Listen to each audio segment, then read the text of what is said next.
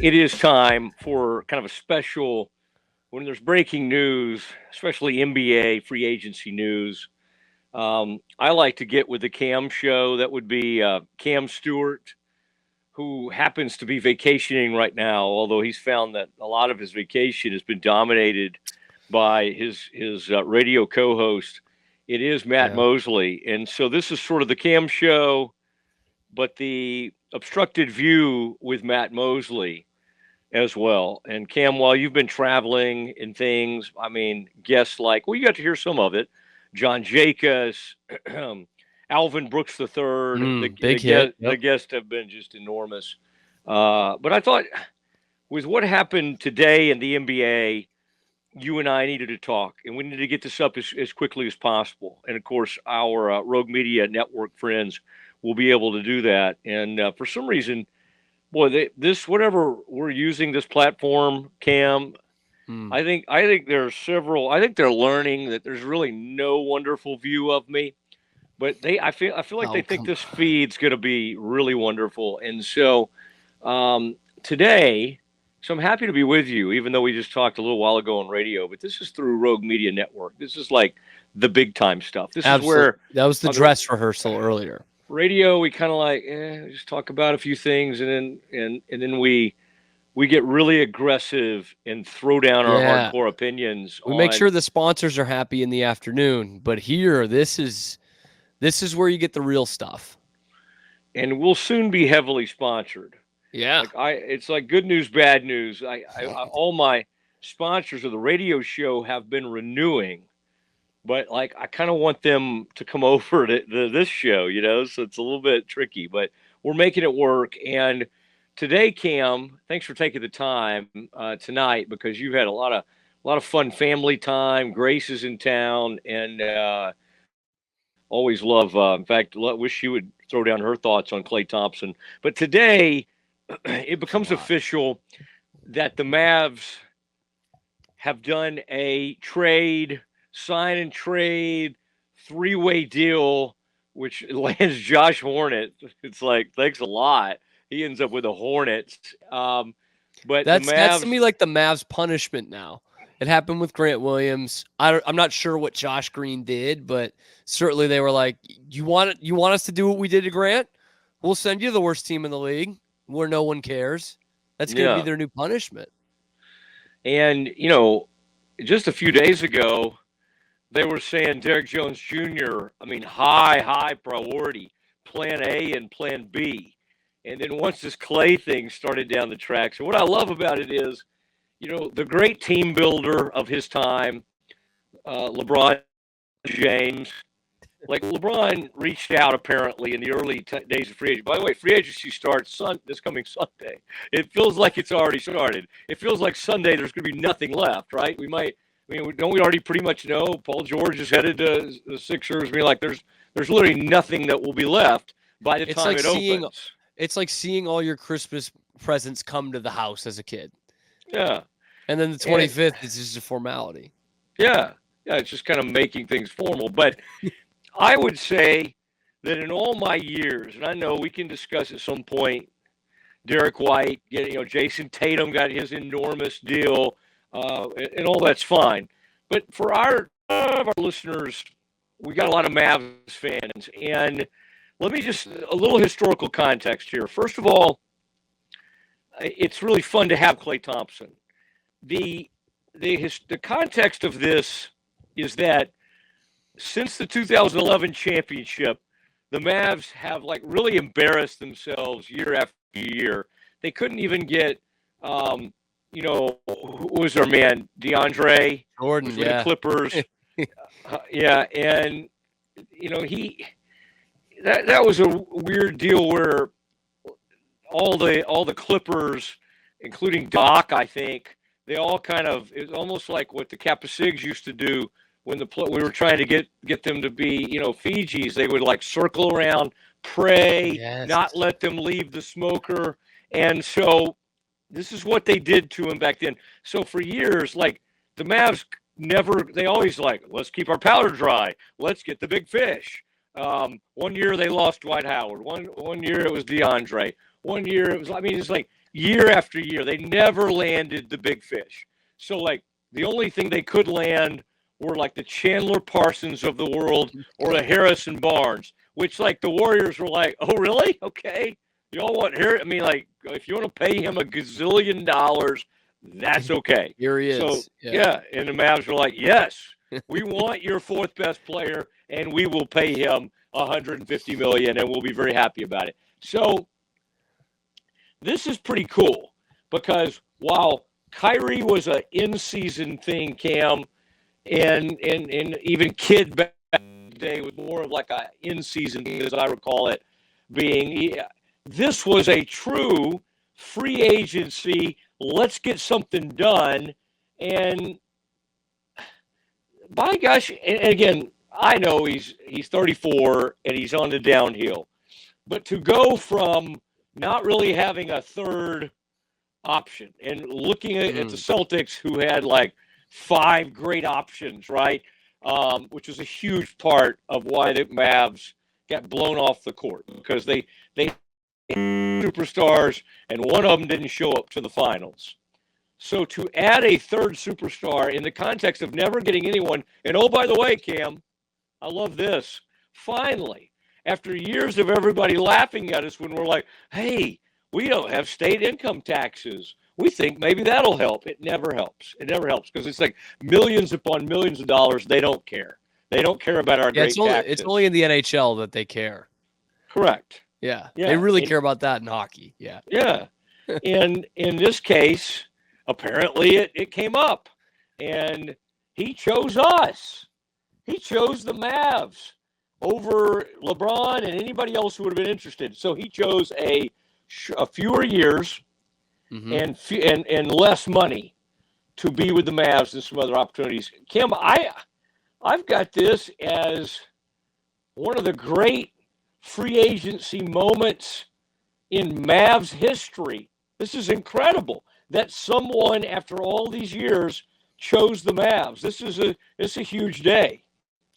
Yeah, I mean, I would say the off-the-court impact is going to be bigger than what Thompson gives you on the court in terms of that thing that you just outlined at the end there.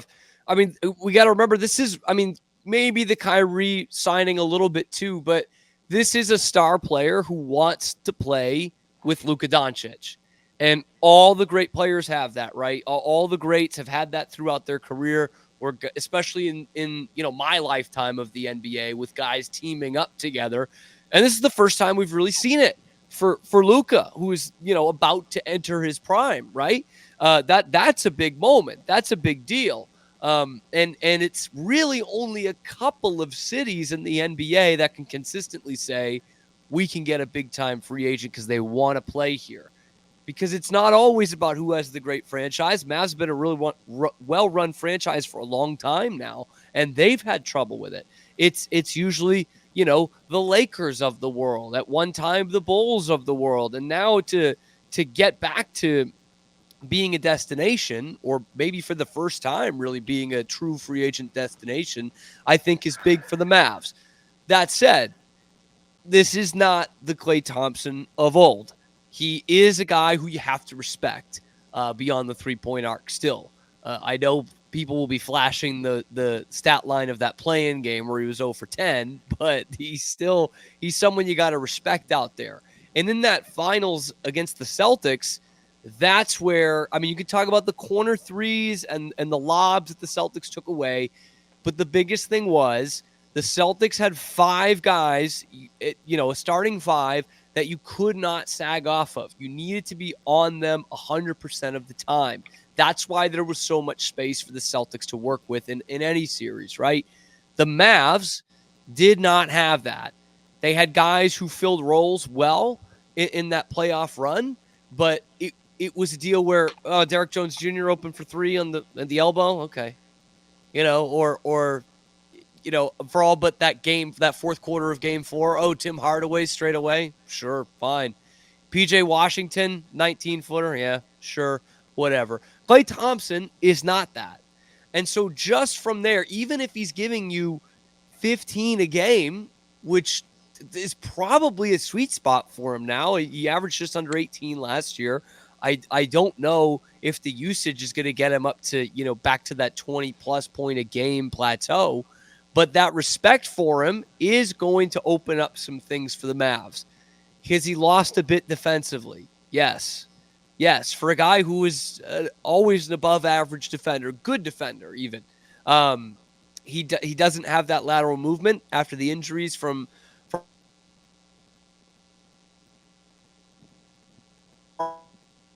we were going off of as good as we might like PJ Washington at times. He's probably not a third option on a championship team. And 34-year-old Klay Thompson could well be that if the Mavs can get in another, replicate a Derek Jones and get in another good role player or two here, because now you have the knockdown spot up shooter that they did not have unless their guys were shooting from the corners. The juice it gives you as an organization, especially when other people wanted him, including LeBron. I mean, think what the Lakers desperately need. It's someone who does this. And I was looking at some of the catch and shoot numbers, and you can't help but when you see the Celtics come off a championship, look at what they did and what made them so good. And one thing they committed to was just huge volume of shots. And while Klay had a down year for Klay is like 18 points a game. Now, yeah, he did not love, and this may have kind of led to his departure. And they'll retire his jersey. I think they'll do some really nice things for him. But they benched him. They basically said, we think we could be better with you coming off the bench. And he put up good numbers. He actually put up really good numbers coming off the bench. He just hated it, which is funny because, like, I made this point earlier, but I'll make it better here because this is, Rogue Media Network. This is what we do here. Going rogue. Yeah. I just think that kid, and Kerr's a Hall of Fame coach in his own right, but coming in here with a fresh start, like, that's a slap in the face, sort of, when you do what he did with the Warriors and you ask him to come off the bench. It's really hard to take it as anything else. Here, with kid being a superstar, fresh slate, if they make a convincing argument to him that the team could be better with him coming off the bench, he may accept it. He may accept that. And that way you have PJ, Kyrie, Luka, probably, and I mean, there's some different, you could put Najee, Marshall in there. So there's some lineup things you could do. Now, I think if he says, no, I still see myself as a starter, I think you find a way to get him in there, at least to start the season. I don't think there's any reason to start this relationship with some sort of disagreement. But I think Kid's pretty good at that, like communicating and getting the word to him, here's what we think you would do best. But, I mean, when I look at what their bench might be, and let's not forget that Exum will be back and a few others, that's pretty stunning if you could bring a player of this magnitude off the bench and play him next to Kyrie or however you would do it. Stagger that. You become just like, to me, you're almost more formidable with him off the bench as he is the starting lineup. I agree 100% because I think he should be coming off the bench. Now, it would be weird to look at a Mavs starting five now and think, I feel like a future Hall of Famer should be in there. I also don't think the Mavs are done. I know there's not, huge names out there for them to go and get, whether it be through the trade market or free agency, but I think they have a chance to make some nice moves and bolster up that top 8 and however you want to split it up. I see this Klay Thompson, this iteration of Klay Thompson, as like a Ray Allen with Miami. He's won the championship in Boston. He's already got the Hall of Fame career, Hall of Fame numbers. He's can still knock down threes, so he's got something left in the tank. And he filled a great role with Miami, with even some starts in there in that first year. I think that would be a sweet spot for Klay Thompson. And if you and as a Mavs, for a Mavs fans, if you can see Klay in that role, I think that should give you confidence that you could get back to the finals, which I'm still wishy-washy on. And if you had asked me 2 weeks ago when the finals ended, I would have said there's nothing I can think that would guarantee the Mavs get back there in a year or two. I think the only thing that would be is that Luka is a top 3 player in the league and he's heading into his prime, and that's what those guys do. They go to the finals.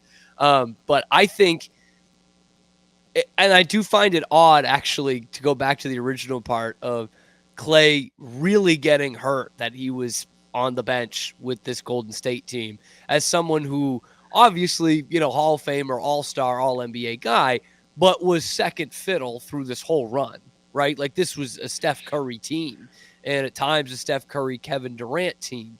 And, that's a lot for a guy of his caliber to accept for years and years and years, and to do it for the betterment of the team.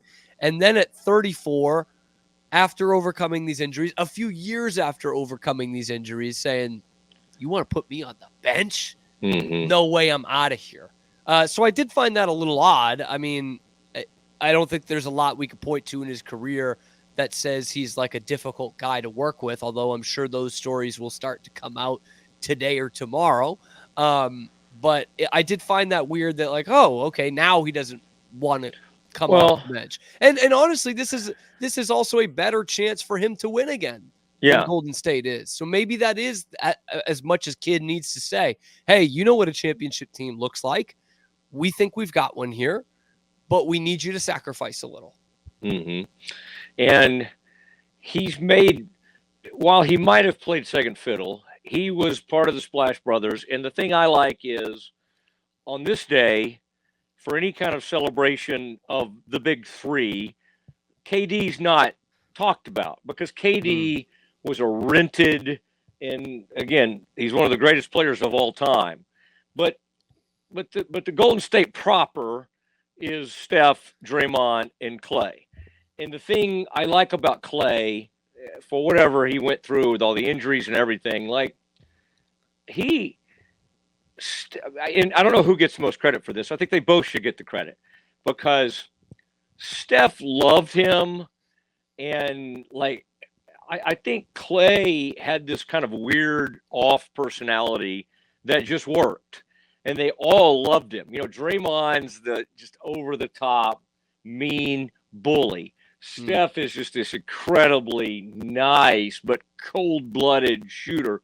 But I mean, Klay hit a ton of those enormous shots, and he was as cold-blooded as Steph in a lot of ways. We're just so used to seeing Steph have it at the end of all those games. Klay was willing, and he'll step up. And the point I was getting at earlier, which I often don't complete thoughts, but to the point of those huge volume shooters, like kind of what Boston tried to do, even this past year, even when we say, well, Klay's numbers were down and his minutes were down, if you look at who shot the most catch and shoot threes, it's like Luka, Steph's 1. I think Luka's 2. DiVincenzo's kind of surprised me, but he's actually in there. And then it's Klay. So, I mean, he may have had a little bit different role or whatever, and they convinced him to come off the bench, but he was still letting it fly. And when you have a guy who shoots it 40 for his career, 40 to 45% from three, you just want it to constantly go up. And the thing about him is, I don't think he's going to, like, what happened in those finals is Kyrie starts pressing, bad shots. Luka started pressing, bad shots.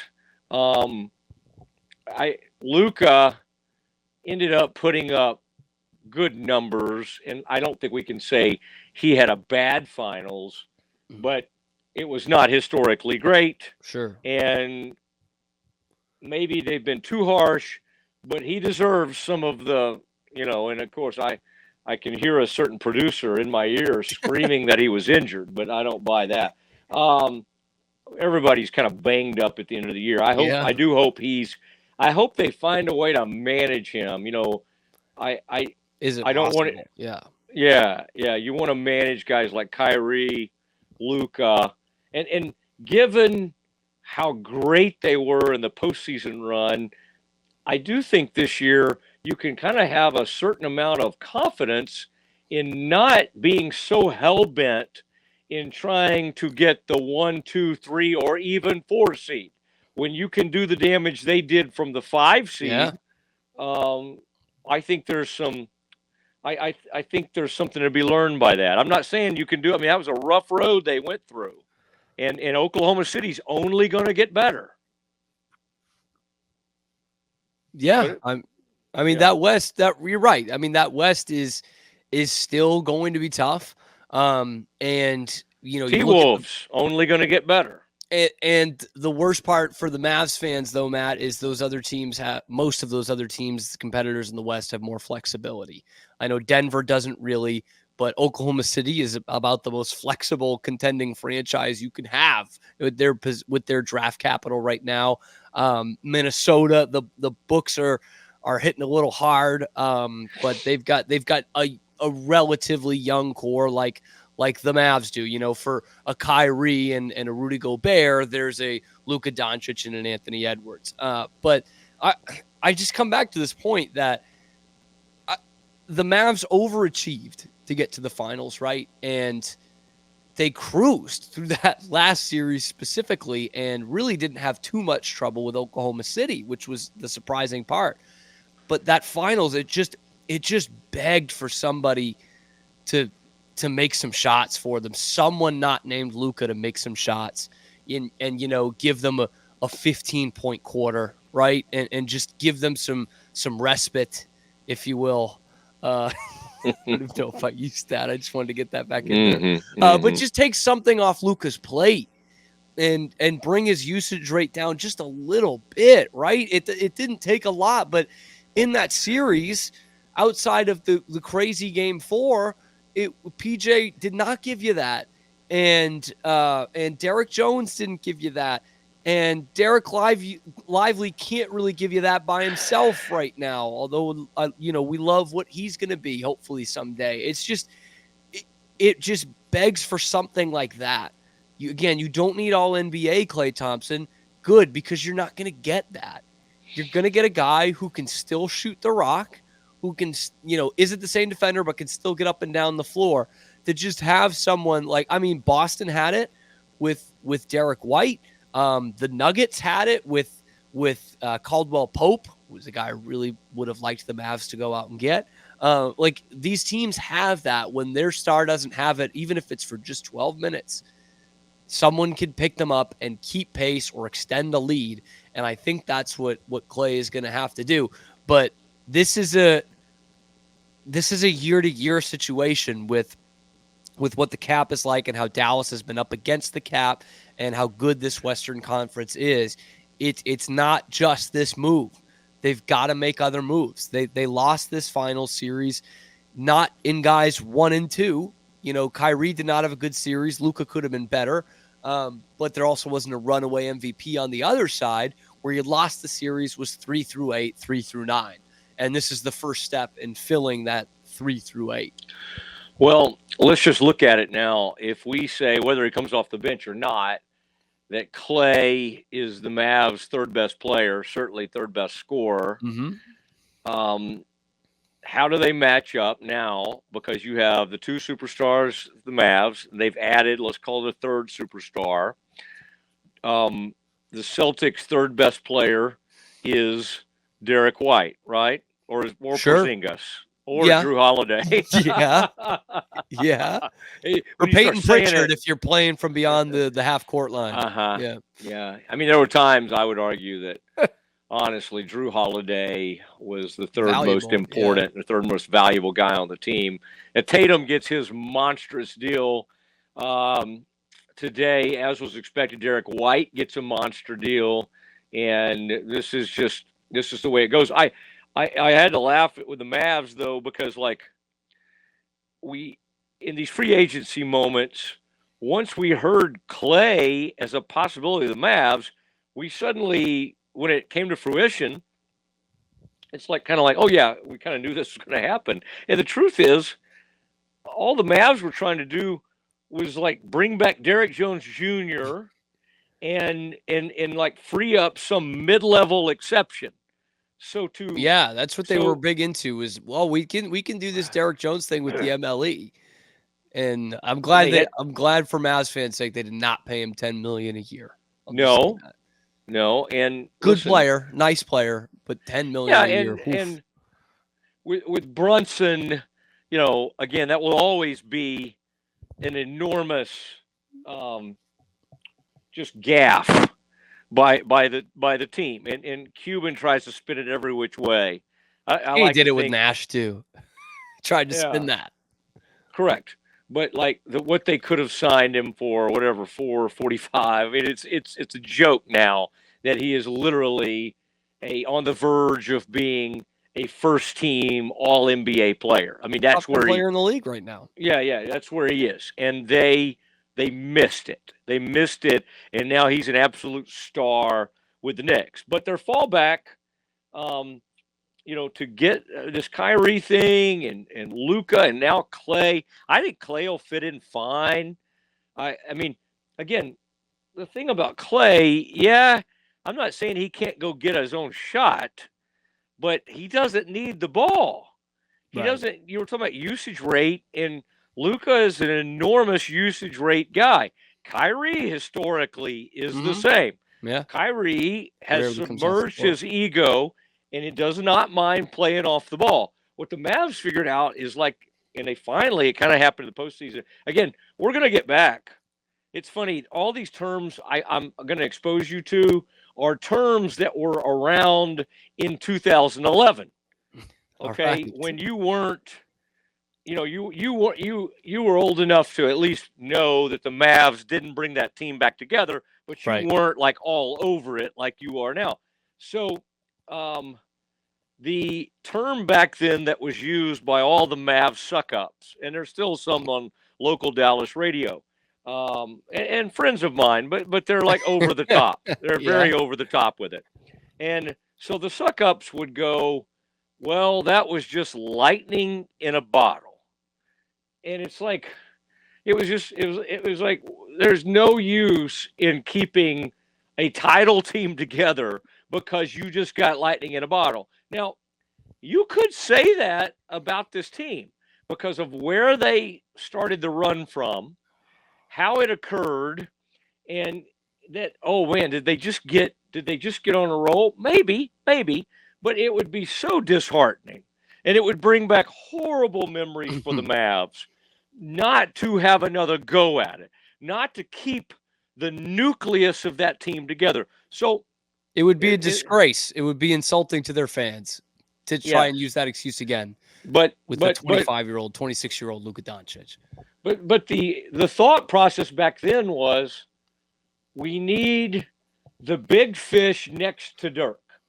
And they constantly convinced themselves, even when Dirk said to me at a moment outside his press conference, a one-on-one moment with Dirk, and he has that German way about him, and he basically said, like, you're down 3-0 at that point. I'm like, if this goes like it's going, and you go ahead and lose this first round series to the Thunder, what will it make you think of this big fish strategy? And Dirk, without missing a beat, is like, you can argue the big fish strategy, tanked or was a complete misfire. Whatever his wording for, I had a big headline. It kind of blew up at the time. With Luka, Luka comes from a generation that he worshipped LeBron. And not that he wasn't aware of the Jordan history and all of that, sure. But as a kid, he grew up worshiping LeBron. So what he's seen with LeBron and KD and these others are these team hoppers Mm-hmm. and people that put teams together.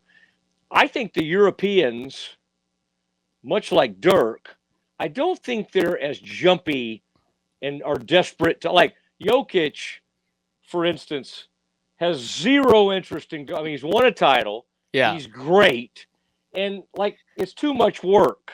He I don't think he's he clamoring to be a Laker anytime he soon. doesn't like want to go Yeah. team up with anybody. He's like, Yeah. well, this Jamal Murray guy's pretty good. Aaron Gordon, he's kind of cool. I mean, he's very, very comfortable. Mm-hmm. Luka is a little different because while Luka loves Dallas, Luka also knows that, like, much like what Paul George or some of these others, that like he's beyond attractive, and his attraction to other teams and other people will be from about the time he's right now 26 until he's about 33. Okay, and then some of those later contracts will be rewarding him for his greatness. Right? Yeah. It's like he may Like play Klay till Thompson right now. Yeah. correct. Yeah. Although Klay is doing a pretty cool thing. Klay is taking less money because he's had huge money in the past. Luka's a long way away from doing that. Right. But right. but what the Mavs have done, and let's credit, I don't know, the Adelsons, and let's credit Nico, let's do credit it. Kidd, let's credit all these people. They took a bad situation of Luka, kind of like, what the world? Like Kyrie comes in, it really didn't work. And to Kyrie and Luka's credit, somehow, with the help of that trade that brought Gafford and PJ in, somehow they made it work. And that has changed Luka's trajectory, not as a superstar, but as a Dallas Maverick. Like Yeah. Luka, in about 6 months' time, 5 or 6 months, has literally gone to what are their chances of keeping this guy? 50-50 at best. To now, it's like, I mean, you got a chance. You got an 80% chance of getting this guy all the way through his prime, getting this guy till he's 30, which Cleveland didn't do that with LeBron, did they? Nope. OKC didn't do that with KD or any of their superstars. So I think that really bodes well for the Mavs. Yeah, because I mean, we were really close to not like the traditional, hey, let's blow it up, but I mean, pretty much a reset situation for the Mavs. If we go back, 14, 15 months ago, it was, what do we got to do to keep this guy on board? It's almost like giving him the keys, like a LeBron situation. Okay, who do you want in here at, X, Y, and Z position? We need players, general managers, ownership team. Like, what can we do? We need to change everything but Luka. And now, 14 months later, they go and play in the finals. And to your point, they've got his prime ahead of them. And now it's a different kind of pressure. It's not, hey, we got to do something or we're going to lose this guy, but it's more going to be like the Milwaukee Bucks the last couple of years of, we got to capitalize on the Giannis prime, right? We have to capitalize on this Luka prime. If it takes 2 years to get to where we need to be, that's fine. He'll be 28. We've got road ahead of us. If it takes 4 years, that's a problem. That's a problem because then we don't have as long, you know what I mean? So I know that's not exactly how you think, but you've got his prime to play with here all of a sudden. And you do have a Kyrie thing that's working out for now. And you had a big run in his prime. Like, you remember like Trae Young had a decent playoff run one of these years in the past 3 or 4 years. Yeah. Did they make it all the way to the Eastern Conference Finals? I believe it was the conference finals. Yeah. And so, 21, like, 20. We're kind of like, whoa, okay, he arrived there before Luka, and for obvious reasons, those two guys are always intertwined. Yeah. Because of the whole draft situation, and you talk about how things can change. Now it's kind of like, well, did they trade the wrong guy with Murray? Like, what? I mean, Trae Young's kind of like, well, are they eventually going to move him? like he's not even considered half the talent that Luka is right now. No. And we're only 2 years removed from thinking, well, I mean, who knows who got the right? Start your program? Who would you start your franchise around? Yeah. It's crazy how quickly those things can change. Now we can laugh at that. And Trey is still a good player, right? I'm not trying to say he's Sam Bowie, but now we can laugh at that picture of the draft board or Luka with the Hawks hat on. Yeah. I just love, by the way, how like these guys want to go with Daryl Morey, and like obviously he's barely won anything over the years. I mean, he's a very innovative, interesting person, but to this day, they draw star power wherever he is. And then the other part that's crazy to me is as hated as James Harden is, how he never runs out of like destinations. It's like even some of the places he's already been where it's like, oh, we kind of hate him and are ready for him to move on. It's like, yeah, let's run it back. Let's go get James and see what we can do. Like it is amazing. But once you are labeled a superstar in this league, you really have to screw it up horribly. Yeah. I mean, it's even Westbrook makes more money than he should these days. He's in the $10+ million range, and he's lost all of his touch. Oh, he's gone. But like Bradley Beal is another one. It's like they're still willing to pay him enormous money, and he's not really any good. He's not that good anymore. He can barely stay on the court. Like it's for years. Like I feel like John Wall was like out of the league for about 5 years, and basically, when it was time for him to play again, somebody's like, might as well see what John has left. I mean, it's crazy because once you are a monster in this league, that's why you can't. It's very hard to give up on a kid like Ja Morant. I mean, he's obviously got major issues, but he's also unbelievable. Like you can't completely give up on him. Sure. I mean, no matter how many times he brandishes a gun, it's like, well, all right. Maybe we can teach him how not to do that if we get Ja Morant in here. And if he drops out of the top 25 players in the league, then he can be someone else's problem. Yeah. Oh my goodness. Well, listen, this is good. I'm glad we did this. And I typically would try to add some sort of Baylor thing on, but I really don't think we need to add like the latest 3-star. I mean, I like them. I like these kids, and I'm fine stocking this thing up on 3 stars. I wish there was somebody that's rated ahead of Tech and Baylor in the recruiting, and what they've done is they've got like 21 3-stars, and I think that's okay. I think it's okay just to look. Oh, I know who it is. TCU is got the number one, according to On3 or whoever, the number one 2025 class, because we've lost obviously Oklahoma and Texas. Mm-hmm. TCU now leads the way. So interesting to me that they would somehow be in the lead. I think the Bears, of course, we're not going to get into that. No, we will just. All that to say, we will not be getting into that. Not to get into this. Yeah, that's right. Just cut all this off. Forget I ever said anything about this recruiting. All right, Cam, just continue to have wonderful time in the Northeast. Tell your father I said, hey, tell Bill, tell Grace, give her my best. I hope she's been just off camera, just listening to all of this, and probably will later be like, boy, Matt had some good points this evening. She's asking her to subscribe and everything. Yeah. Oh, yeah. Yeah, I think we're on Apple. We're on Spotify. We do YouTube. We're on a lot of different things. And tonight, I even mastered the StreamYard thing. I thought it was incredible of me to be able to kind of pull through on that. The touch was incredible. They finally just recently, in a nice sort of way, told me. They said, Matt, you look horrible on Zoom. I thought it looked okay. But no, I think it's just the camera. Okay, I don't think it's about my looks, although that could use some work. Especially at Travis Matthew, yeah. Boy, I tell you, and my wife has already asked me on this upcoming cruise to wear all my Travis Matthews stuff.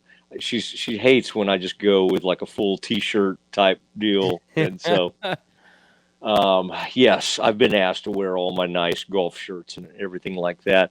Cam, that was great. You can hear Cam.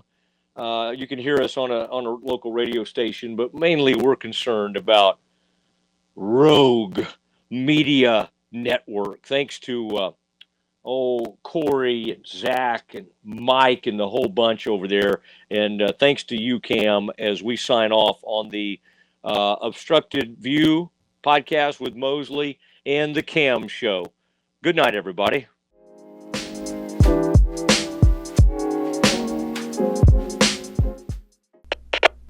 We are Rogue Media Sports.